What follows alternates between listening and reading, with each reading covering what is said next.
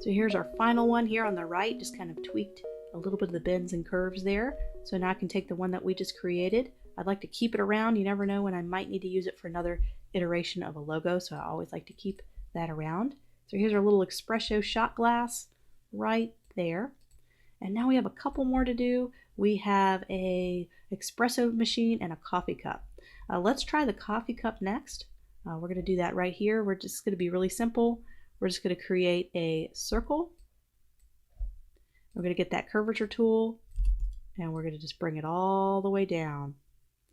So you almost have like an instant coffee cup shape. Of course, this does need a little bit of tweaking. You could double click to turn it into a corner. So I'm just going to double click these two edges, turn it into a corner, and mess with it that way. Maybe make it a little less thick. Make it more of a bowl kind of shape. We need to have a little handle. So what we can do is we can do a circle as our handle and put a stroke on it. Make the stroke fairly thick.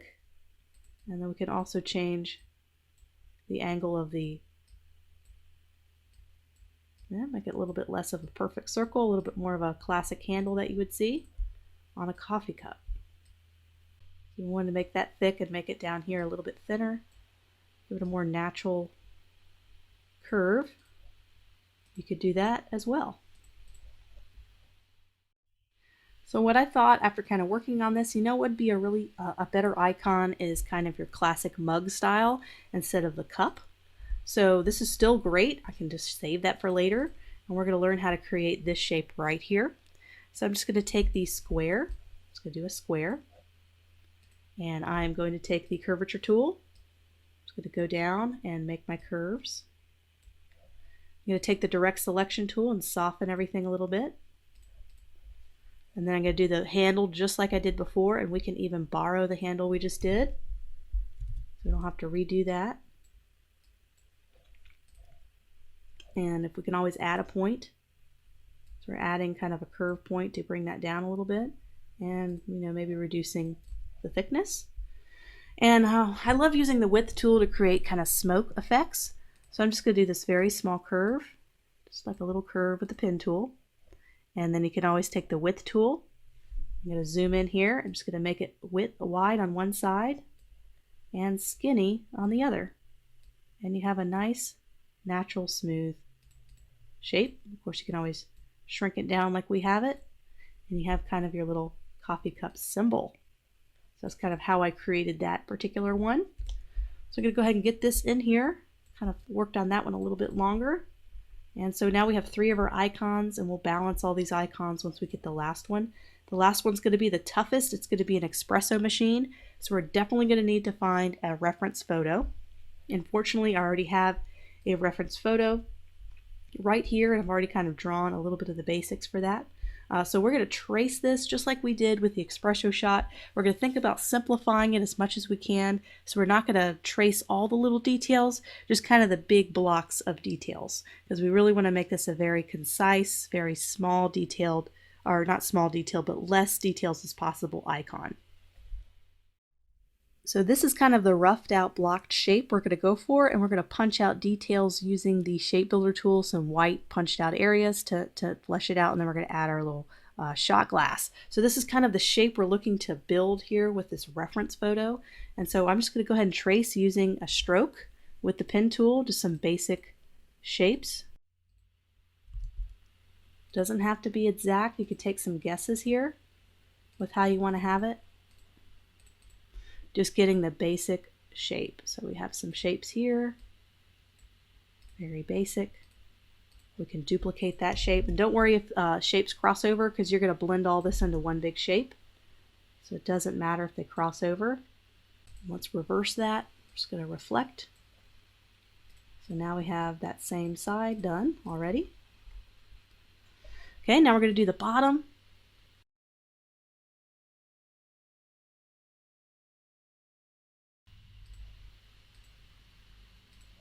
Okay, so you can kind of see a rough outline. I'm going to reduce the transparency so you can kind of start to see a little bit more of what we sketched here.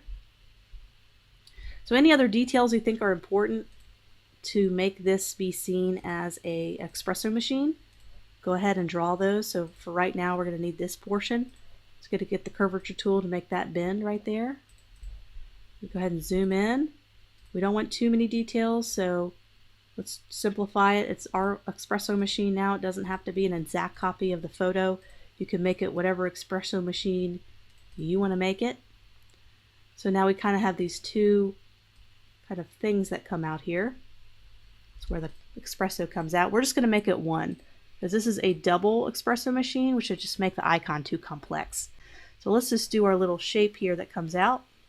Just going to do a stroke and make it thick. And then maybe put like a round cap on it. Just kind of showing our little espresso spout, I guess it's called. Going to reflect, just reflecting. Just went to transform, reflect, and the object panel. So this is kind of a very archaic, rough sketch. I kind of see maybe I want to fill that in a little bit, so just drawing a shape there. There we go. So this is our rough outline. We can always add our little espresso cup later on because we already have one of those made. So we don't need the reference photo anymore, so I'm just going to go ahead and remove that so you can kind of see our basic outlines. So what I'm going to do, I'm going to go ahead and remove these two because I already have that as a stroke. But I'm going to flip all these to fill, and there's our basic espresso machine shape. And what's great about this is I can maybe put a stroke on this nice shape here. Put a little stroke, make it nice and thick. Bring that to the front. Put some round caps on it. And I can use the shape builder tool. I'm going to go ahead and highlight all of this. And I'm going to need to outline my stroke on that. So I'm going to go path, outlining the stroke, because you have to outline your path strokes to be able to punch things out using the shape builder tool. I'm going to hold down Option. I'm going to punch all of the white portions out.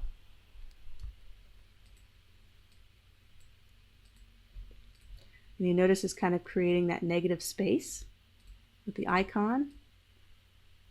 Sometimes you have to click and drag all these little intersecting points we made because we kind of drew it really quick and messy. And there we go. So now we're kind of cutting out some details into the machine. And we could do the same thing down here to kind of create a little bit of a negative space line that goes across. And then we can add our little espresso cup. So we could spend a little bit more time kind of perfecting little imperfections like down here that kind of have a strange curve. So just kind of removing things and just kind of fine-tuning it. We could spend probably even more time messing around with this, but for the sake of time, I think we're ready. I punched out another little line down there in the bottom. So of course this is all transparent, as you can see. So let's kind of join all this as one icon. We could take the shape builder tool, and instead of holding down Option to subtract, we can add everything together as one kind of icon. We might have to do this in stages. So we're adding that together, and then we're kind of adding this together. Okay, and we're adding these together just in stages. Great. So now we have that. We're going to group this together, and I wonder if it's going to give us the opportunity to kind of round the edges. It is. Okay, so this will help kind of round everything like everything else we've been doing, kind of rounding some of the edges. Might also have to do this in stages, so just selecting this middle kind of area. So this adds a little bit more polish to any kind of logo or logo design, unless you want to have those sharp edges. I grouped together our espresso machine, and we have it right here. If you still have any paths, just make sure you go up to Path and you outline your stroke. So just going to go to Object, Path, Outline Stroke, and now I can kind of reduce it in size, and I have my kind of final icon. So one thing I want to do is I want to add our little espresso shot in there. So I'm going to copy and paste that. That's already ready to go. So I'm going to make that a little bit smaller, kind of put it right there in the middle there.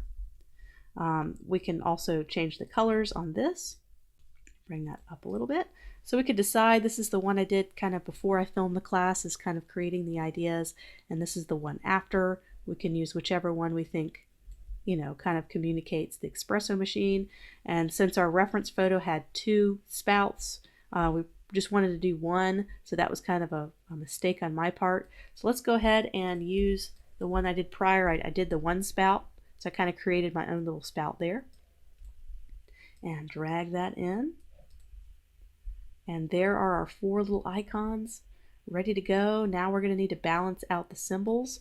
So let's go ahead and slide that over because I might want to use that coffee cup later for another idea. So here we go. So now we need to have some balance.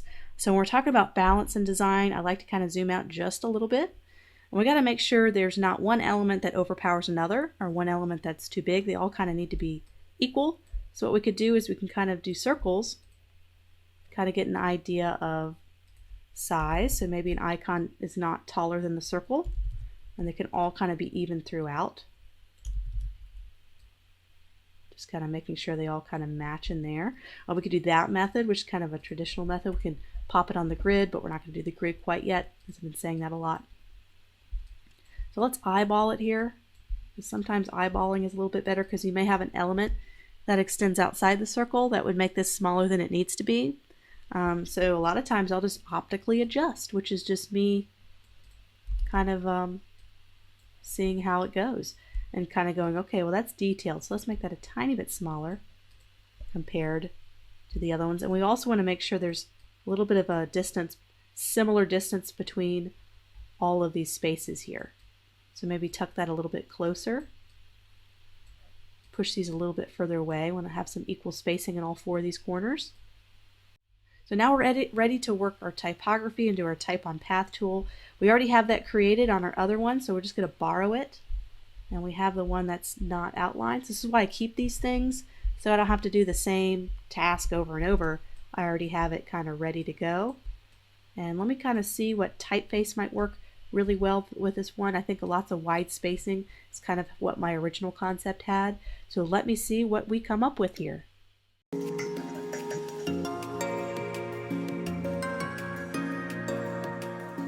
This concept is going to go really fast because we already have a lot of things designed, so it's a matter of kind of slapping those together and kind of figuring that out. So we already have this typeface, I think, had a strong kind of look to it, and I want to find out how I can use that O to kind of play around with that a little bit. So I'm going to separate these elements. I'm just going to go ahead and copy and paste this the, so it's in its own line. So we can mess around with that a little bit, make that a little bit smaller, and bring more emphasis on the coffee guild because we want to play around with that. Oh, I think it's the best character or letter to mess around with in this case. So one idea I did this in the sketching process, is putting the bean there in its place, maybe adding a little angle to it, a little character. And we can work on adding texture as well to the coffee bean, and we'll get that once the client approves. We're going to add texture and color and all sorts of fun things. So we're just going to kind of angle that, give it character. So that's a very, very, very, very safe version for the client. They can definitely grab onto that concept. It's simple. So just copy and paste, and let's come up with a different iteration. And I want to use white space, or not necessarily white space, but it's called negative space. So this is we kind of studied that in the logo styles and logo characteristics. Kind of what negative space looks like, and it kind of utilizes empty space to create a shape. And I'm going to fill in this area because we're going to do a negative space, so we're going to fill it in with a solid shape. I'm just going to take the eyedropper tool, match that color. So now I'm just going to bring this in and make it white. It's going to be a very simple idea. Make sure that's on the front and make that white. So it looks like it's punched out. Make it a little bit smaller. Make sure it looks like it's the center of the O. And so there's kind of a simple idea. And I think one thing we can do, instead of having the feels like it's an afterthought, just feels like it's kind of floating in midair. So what we could do is we can make the a little bit smaller and tuck it right here in the C. Just like that. I think we can also soften the type a little bit, like we've done a lot in the past. So I'm creating outlines, and I'm just going to soften the type. And I might have to do that in separate elements, so I could do it all at once. Select all these, round it up,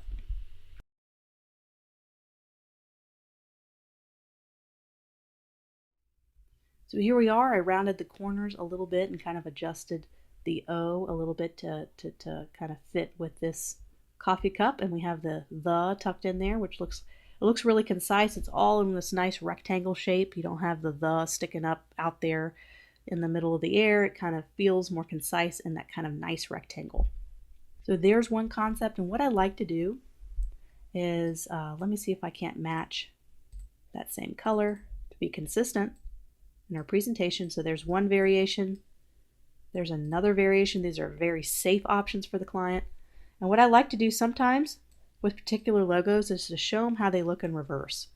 So show them how they look on a darker background to show them the flexibility.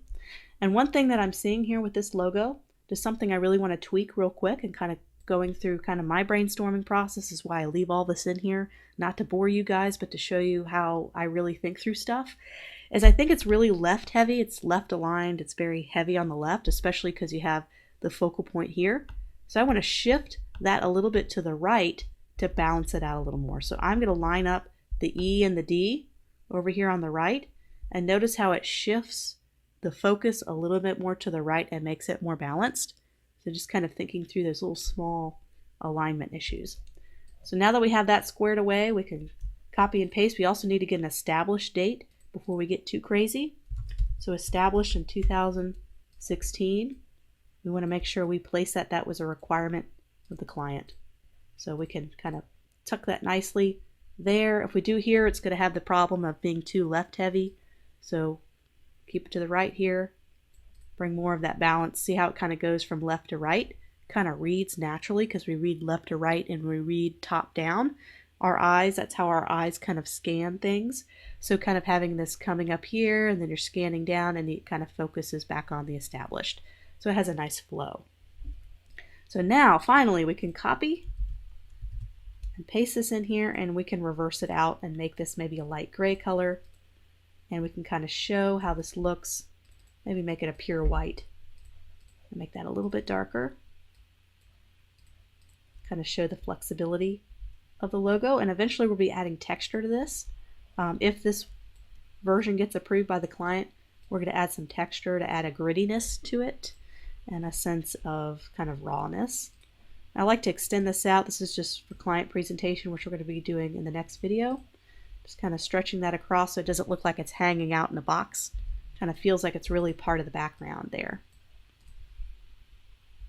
Okay, so we have three great, very safe options for them. We probably need to make those smaller. We're going to do that next. We're going to take all three of these concepts and we are going to send those to the client. Right now I'm just going to show you for fun some of the other different versions I came up with that are related to the last two that we did, just to kind of show you all the crazy kind of stuff you come up with when you're trying to think about and brainstorm ideas. I would go over all these in the class, but it would be a 20-hour class. You'd get bored to death. But just kind of showing you some. And the next lesson, it's all about client presentation and showing them your very first round of concepts. They're going to be in black and white. They're going to be simple. And I'm going to show you how to present that next.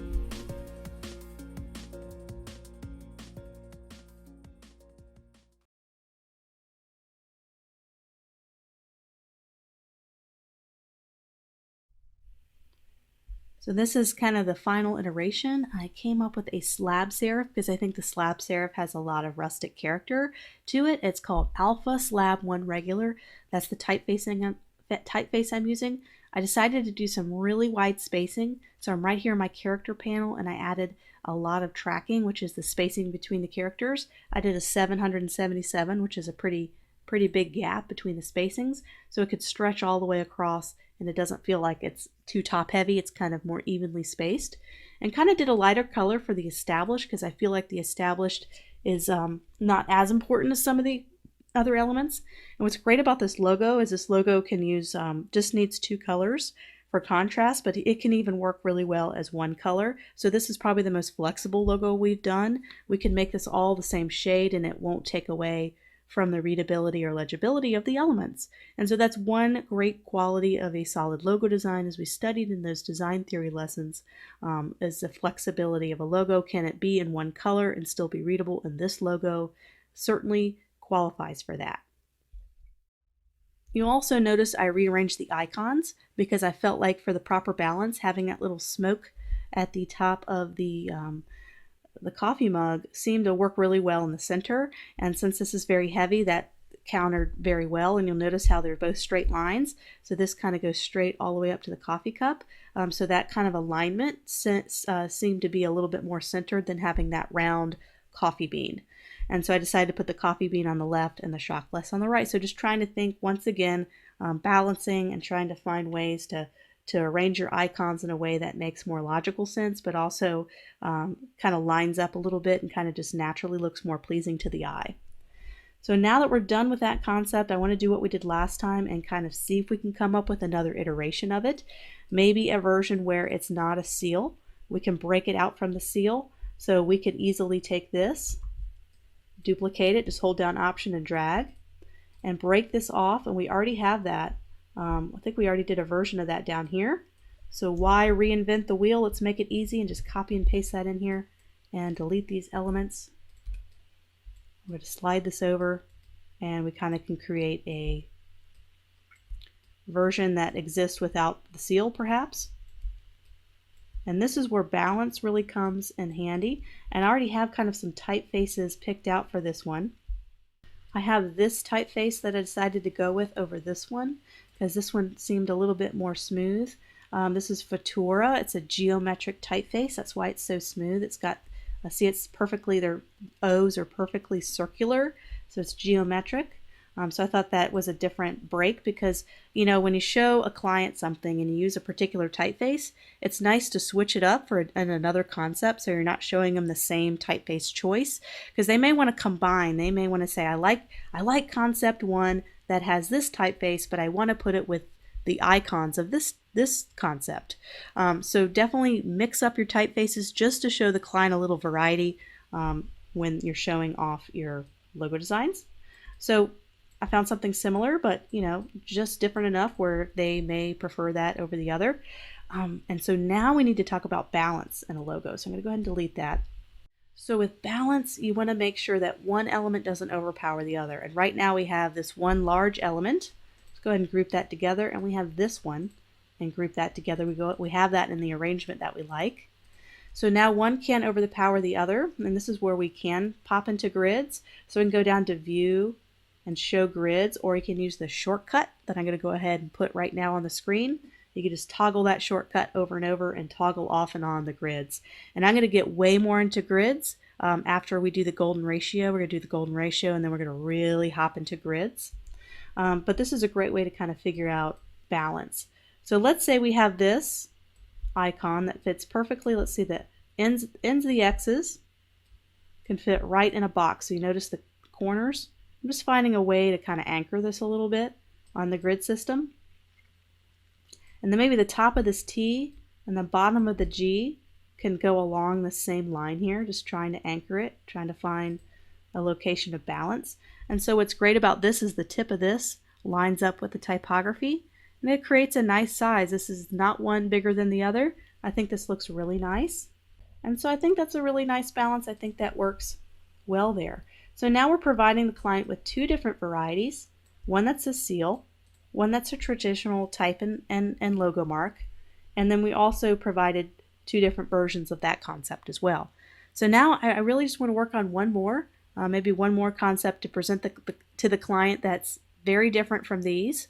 I think maybe the one on the right is our more risky design. I think this is very different. I think that's very unique. I think that's going to be our more challenging design that we're going to challenge the client with.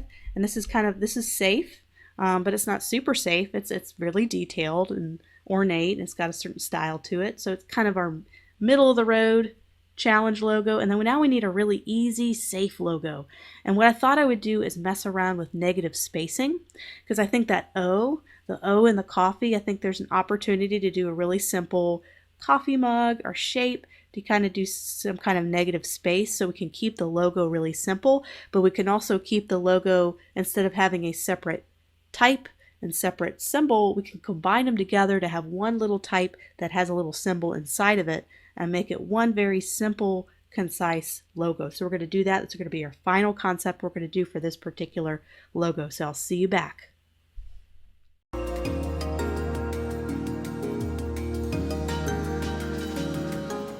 This is one of my favorite but nerve-wracking parts of the logo design process, is sending your first round of revisions to the client.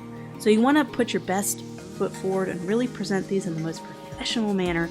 And I know a lot of designers, they'll put all their concepts in kind of one PDF page or one JPEG page. And I find that clients, and especially ad agencies that I've worked with, or larger kind of clients that I work with, they prefer to kind of see one concept per page. That was kind of what they like to see. So I'm really encouraging you to not put multiple concepts on one page.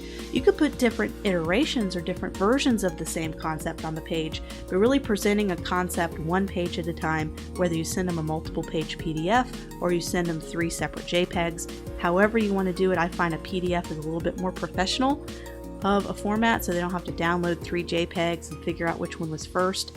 You get to present them in the right order as a PDF. So that's what we're going to do in this class. So we have our 3 different pages, and I need to figure out which one I think should lead first, which is the one I think is the strongest, and the last one will probably be the one that I think is the weakest.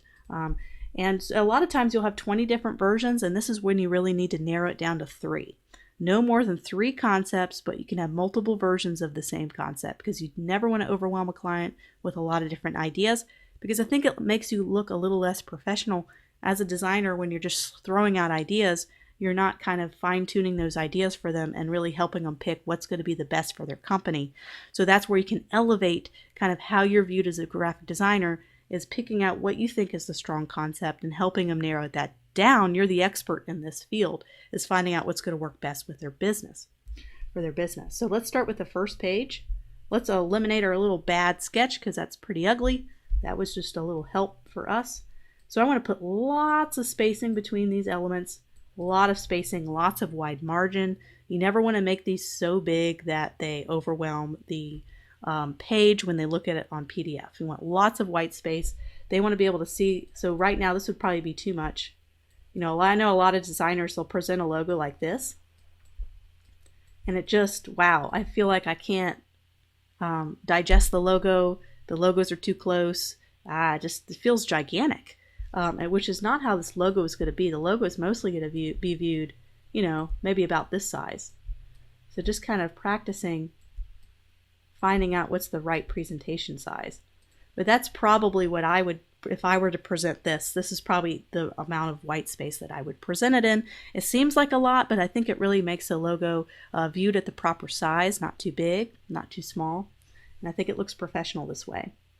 So you can always pop into your grids and make sure you have the same spacing on the left and right, or you could just optically, like I do, just copy and paste a box, kind of shift it around. I know it's just kind of a way to do things quicker.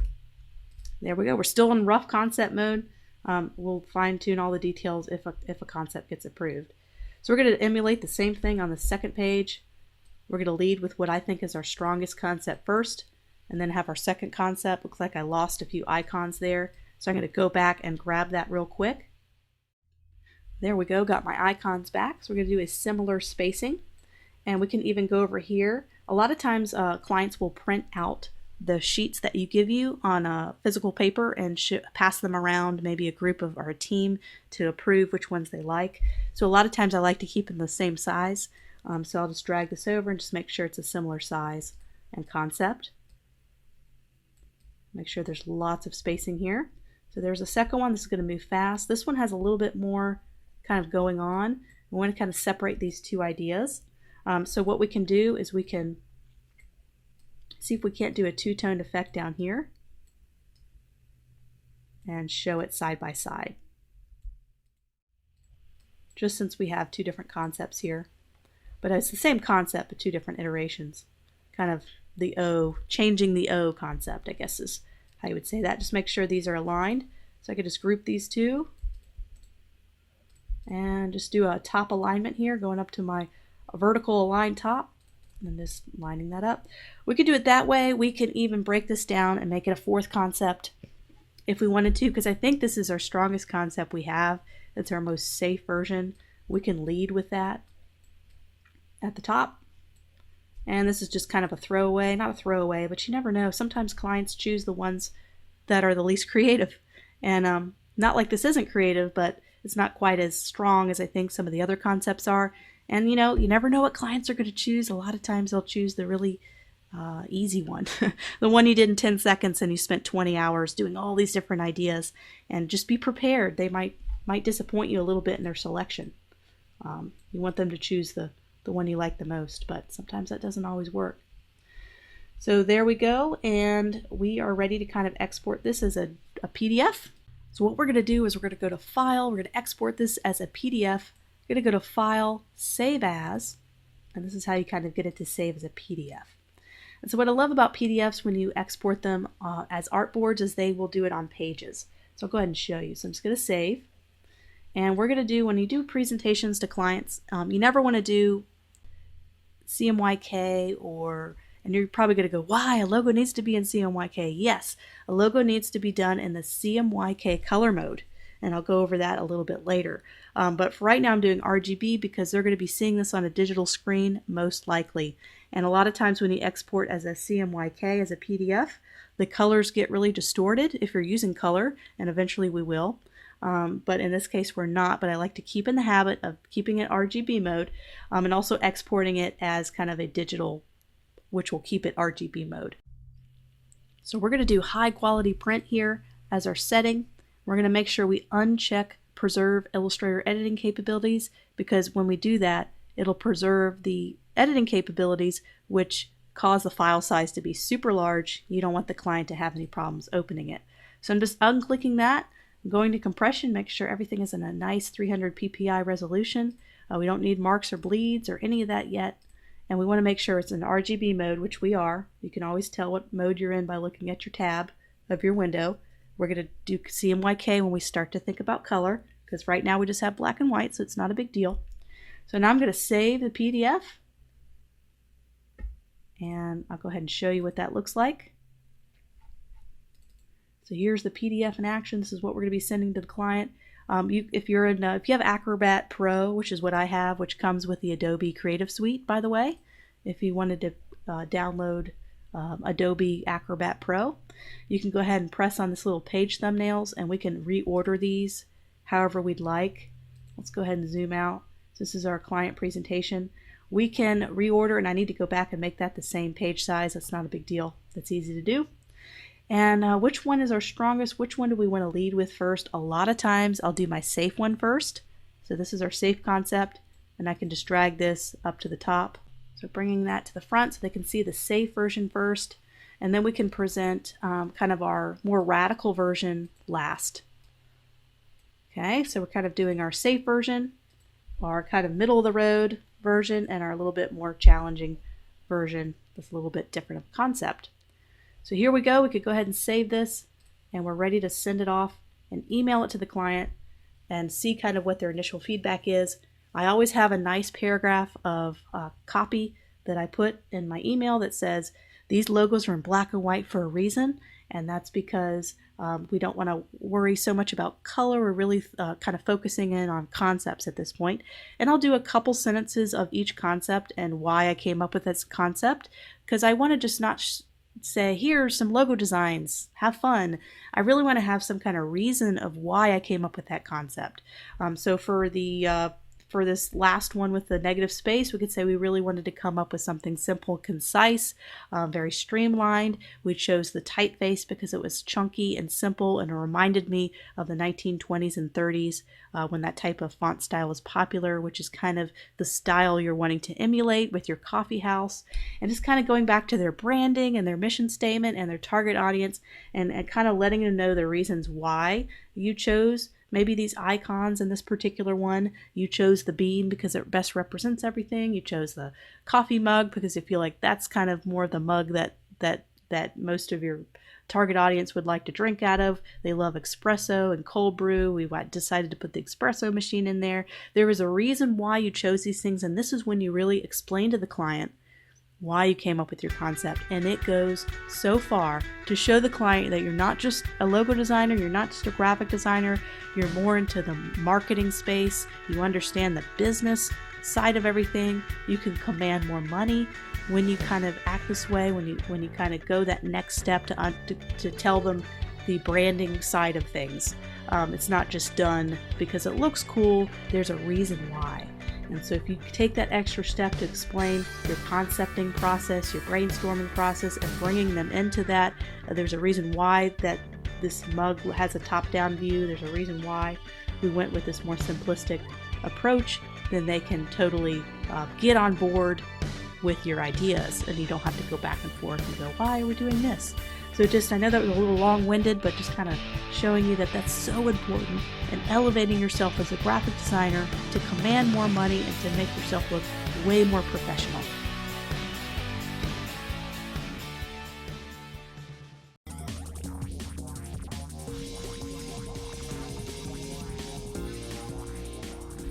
All right, so let's say we've heard back to the client, they loved them all, but they wanted to see a little bit of color added. Of course, we haven't added the color, so they wanted us to explore color. And they also wanted us to do a little bit of a gritty texture on some of these to see how that looks. They kind of wanted that grittiness, and they love texture. They wanted to kind of have something that was a little more gritty in nature, and these are all very clean. So they love the overall look of these. They just wanted to add that element.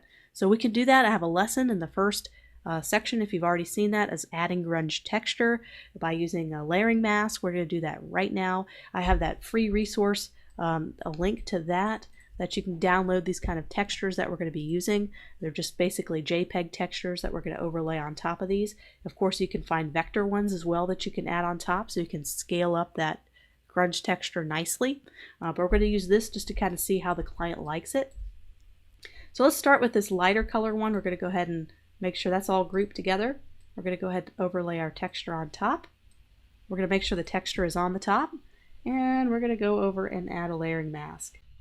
And then we're going to see if we can't click back on this original one and make it a darker color so you can kind of see the grittiness a little bit more. And let's move this around a bit. Let's go ahead and select this, go back to our layering mask and move this around. I go over this in more detail in the introductory lessons of this course, and I'm just trying to find what I think would be the right kind of grittiness. So there's a little grittiness right there on that one. We can emulate the same thing on the reversed one. So all we have to do is kind of copy and paste this, and copy, make it a little bigger. There's kind of our little grittiness involved with those. We can do that similar to, we can use other textures, we can even make our own gritty texture as we did in that lesson, and we can kind of start to apply it to all of these. It's going to be the same method for this next one. We're going to want to make this all darker. So let me go ahead and create outlines here on the type and make this all kind of a dark black. I think the texture will show up a little bit better there. And we're just going to select both, and we're going to make a mask. We're going to select the masked area and kind of shift this around until we have a presentation we like. So just added that little bit of pop-up texture that I think the client is looking for. And I'm going to do the same thing with this other idea. I'm just going to do the same thing, adding that bit of texture. I could probably even just add it here on that outside part. So let me go ahead and copy this and just paste it. And then I can go ahead and release that mask, get that one back.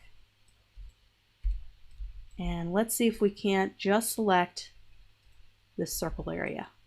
That's a little grittiness, and we can make this circle a bit deeper. And we might be able to use a different texture for this one. There's a lot in that downloadable resource. There's several that you can create. There's vector ones you can find on a lot of those free vector websites. Just type in vector grunge graphics, and you'll be able to kind of find that effect. So we're adding a little bit of that grunge effect to some of them just to kind of show them what that looks like. We also want to be able to start to add color. So we're going to really think about color. It's going to be a little bit easy because these are all very simple logos, so color is probably not going to be too much of a big deal, but let's explore color palettes and see how those look on these three different concepts. And then we can send our second round of revisions with the grittiness added, which was something the client requested, but also with color. So these are really going to be a final presentation. There could be a third round, there could be a fourth round of little changes, but we're going to present the logo like we would send the final files. So we're going to really have everything perfect. So we're going to use grids to kind of make sure everything's perfect and aligned. We're going to add the color. It's going to be our final presentation of these concepts. So what I find helpful is creating a mood board, which is a collection of photos that I can kind of come up with a color palette for, because I really want to get some nice natural shades of coffee, and coffee comes in lots of different shades. So I thought if I downloaded several photos, created a little collage, I'll be able to use the eyedropper tool to find and source my colors, as opposed to trying to guess what a coffee color is. I can have that reference photo. So I'm going to download, I'm on pexels.com, which is a great place to find free photos. I'm just downloading a few that I can create a little collage out of. And I'm just trying to find ones that have a nice variety. So beans. This one's going to be a great photo to use because it's got the cream in there. So I'm just downloading all these photos, ones that I think, ooh, look at that deep roasted coffee. I like that really deep. I bet I can get some really nice browns and dark browns there. And ooh, this one has a nice variety of coffee. So I'm going to probably do 2 more. Ooh, I like the cream on that one. The froth, I guess you could say. Now let's do 1 more. Let's do 1 more. I kind of like this. I'd like to sample that color. So I'm going to pop in a website called Canva, and you can just go into Photoshop or go into Illustrator and just bring your photos in. But this is just a great kind of way to make quick collages for mood boards. So I'm just going to go over to my Elements grids. And Canva is a free tool, by the way, if you wanted to kind of check it out and sign up for it. It's kind of great for slapping together really quick graphics, really quick social media posts. For logo design, I use it for mood boards, which I'm going to show you how to do real quick. So it doesn't really matter the size as long as I have enough to squeeze them all in. So let's go ahead and upload my photos. So we're going to go ahead and so I'm just going to be dragging the photos and cropping them so I can really sample the best color palettes.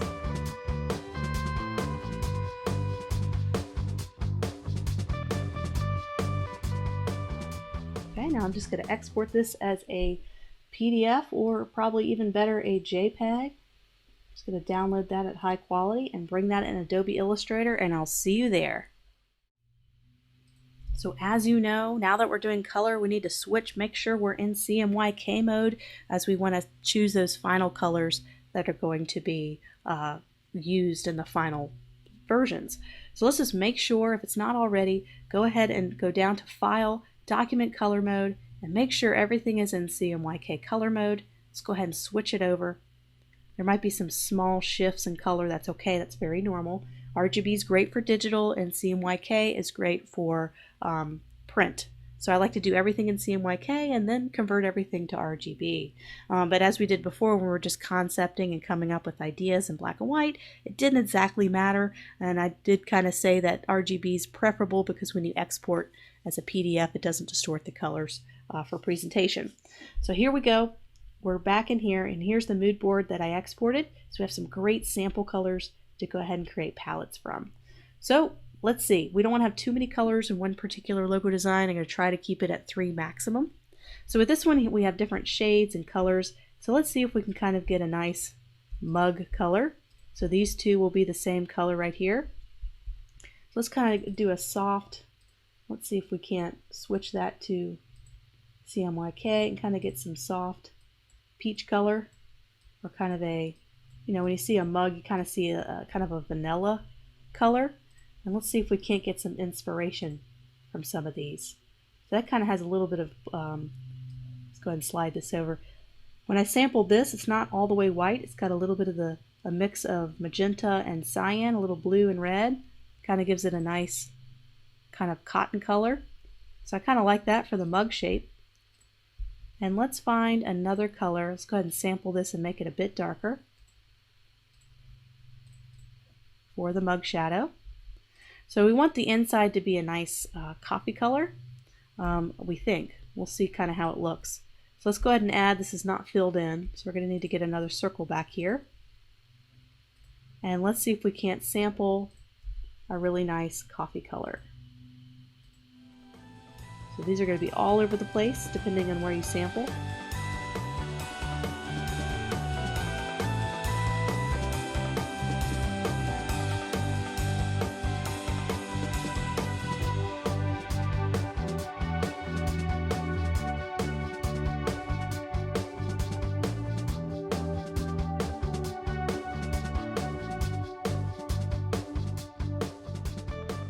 So this is kind of what I decided to go with.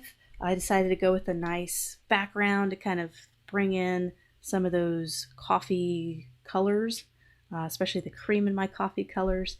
I decided instead of making it gray, I was able to reduce the colors by making it a peach color and matched it with the G, which kind of reminds me of cream in the coffee. So just kind of thinking about, you know, what does this really look like? Can the G, you know, if I can change the color to make it look more like cream, that can only help the concept be stronger. And so I decided to match the typography with the color of the coffee inside the cup. So I think changing it from having a gray mug to a warm colored mug helped to simplify the colors and make it more thematic on the color wheel. So they're all going to be warm colors and they're all going to match a little bit better and be softer. So this next one will be fairly simple. We just have one color to pick because I think this black looks really great as is.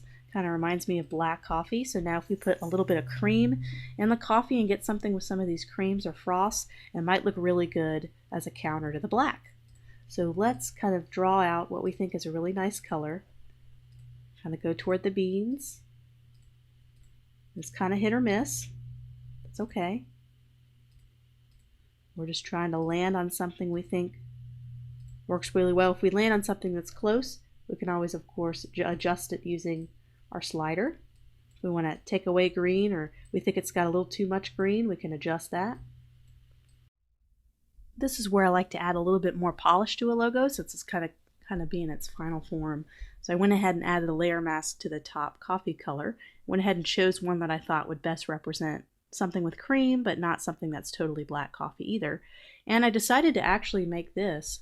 This is actually a light brown, or not a light brown, but a very dark, deep brown. It's not black. So I thought taking kind of the coolness away from the black and adding some warm tones really helped to make these two colors seem more in the same family. They're both warm, kind of the similar reason as above. And we can find out a better color to pair with that. We can even use the same color as above. And a lot of the times I'll add drop shadows, just in this case for presentation purposes, just to look a little more polished, not necessarily that there's going to be a drop shadow on the logo permanently, but just to kind of show a little bit of just care for the logo. So I'm just adding that right now, adding some nice far casted shadows. Okay, so there's kind of our two versions that we have so far with color added. We're kind of having a lot of warm tones added to this, which is fine. I know they requested the cool, calm colors. They didn't really request cool colors, they just wanted calm and relaxing. And when I think of these colors, I do think browns are pretty calm and relaxing. You know, they're not like reds, which are very angry, bright, vivid, energy. This is definitely more calm and relaxed and kind of some good colors there. So that's kind of what I've settled on for that particular one. The next couple ones are going to be a lot easier. This one is going to be very simple because it's going to remain black and white. So that one's done. We can play around with color with this last concept. I think this looks really good here. What I want to do is I really like this deep kind of brown color. So I'm going to go ahead and sample this color with just a little, see how it's just a little bit, has a little bit more reds to it. If you look at the breakdown, it's kind of even amount of color inks. So I'm going to go ahead and just sample that, see what that looks like. Ooh, that really brought a little level of richness to it. So this is what it looked like before, and this is what it'll look like after. And I can, of course, adjust this and make it a little bit lighter.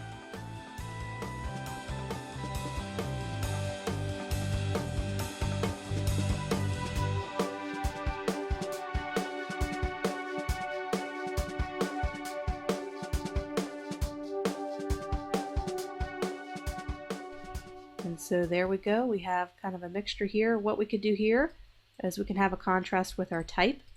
Let me go ahead and ungroup that and make that the a lot smaller while I'm here.